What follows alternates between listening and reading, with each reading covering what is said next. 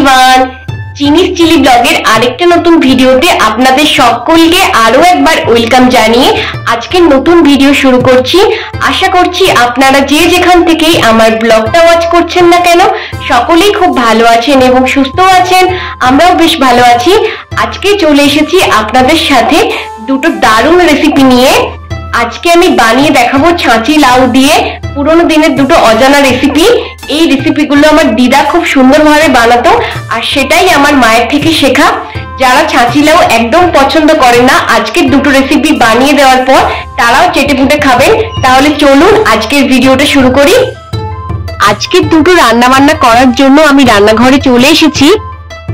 আমি সবসময় চেষ্টা করি আমার ব্লগে যেসব রান্না বান্না প্রতিদিন দিই সবার থেকে একটু ইউনিক করার, কেননা ছোট থেকেই আমার রান্না বান্না করার প্রতি একটা আলাদাই ন্যাক।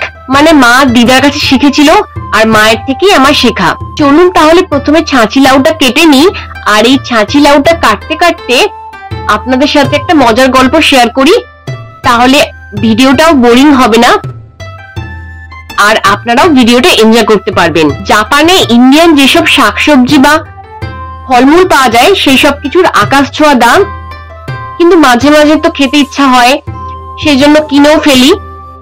তো কালকে যখন আমরা বিকেলবেলা বাজারে গেলাম তখন এই ছাঁচি লাউটাকে আমরা ভুলবশত কিনেছি তরমুজ ভেবে, কেননা এখানে যে তরমুজগুলো পাওয়া যায় সেই তরমুজের যে উপরে ছালগুলো থাকে ইন্ডিয়ার থেকে একটু ডিফারেন্ট।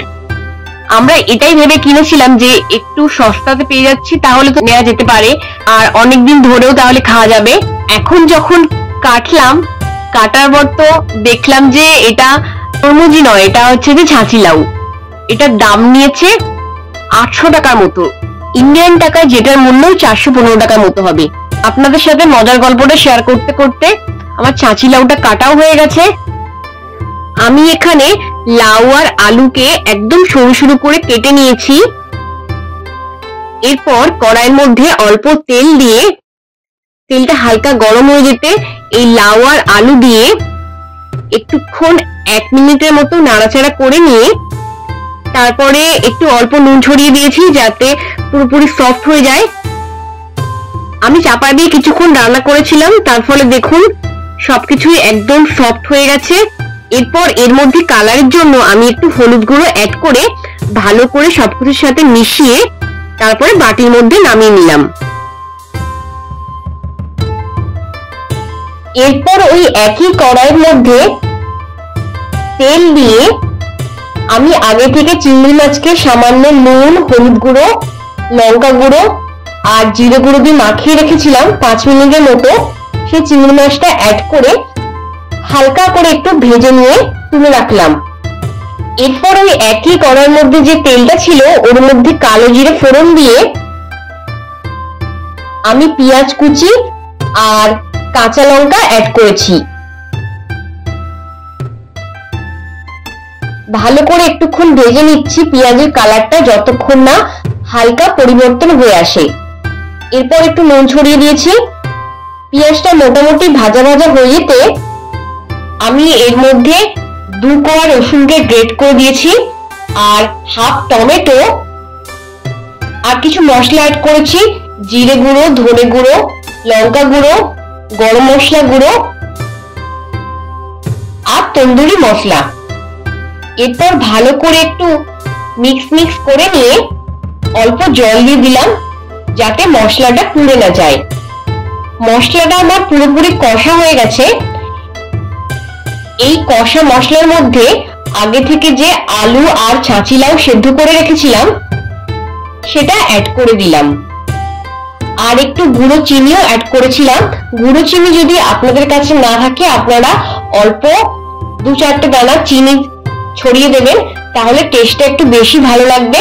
সামান্য একটু জল ছড়িয়ে আমি ভালো করে মশলার সাথে সবকিছুকে মিশিয়ে নিয়ে গ্যাসের ফ্লেমটাকে হাই হিটে দিয়ে সবজিটাকে ফুটিয়ে নিচ্ছি। ঝোলটা যখন পুরোপুরি শুকিয়ে আসবে আর মনে হবে যে এর থেকে একটা সুন্দর স্মেল ছেড়ে দিয়েছে, তখনই বুঝবেন যে এই রান্নাটা কমপ্লিট। আর হ্যাঁ, একটা কথা বলি, আমি যখন এর মধ্যে ছাঁচি লাউ আর আলুটা অ্যাড করেছিলাম সেই সময় ওই ভাজা চিংড়িগুলো অ্যাড করে দিয়েছিলাম। আমার প্রথম রান্না কমপ্লিট হয়ে গেছে। চলুন তাহলে এবার সেকেন্ড রান্নাটা করি। আপনারা হয়তো অনেকেই ভাবছেন যে লাউয়ের খোলা আবার কেউ খায় নাকি, এগুলো তো ফেলে দেওয়ারই জিনিস।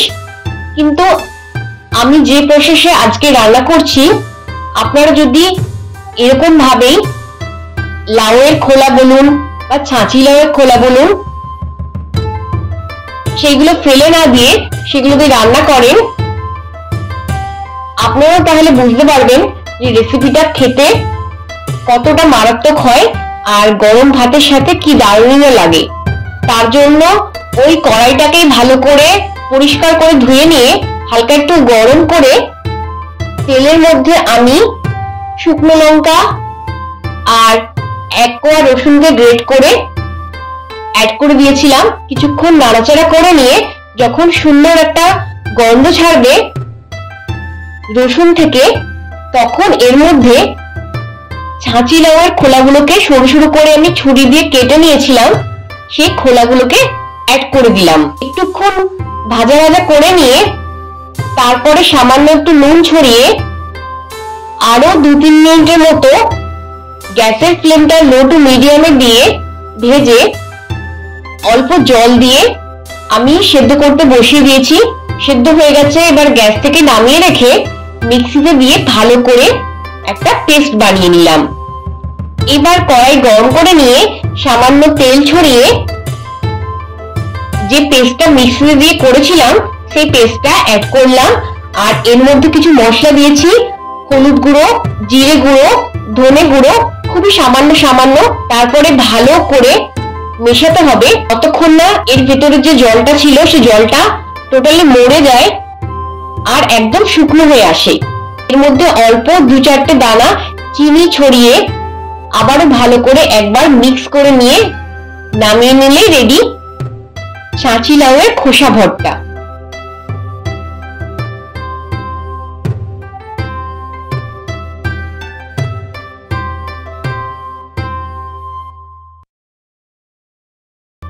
আপনাদের সাথে তো দুটো রেসিপি শেয়ার করলাম, আপনারা দেখলেনই।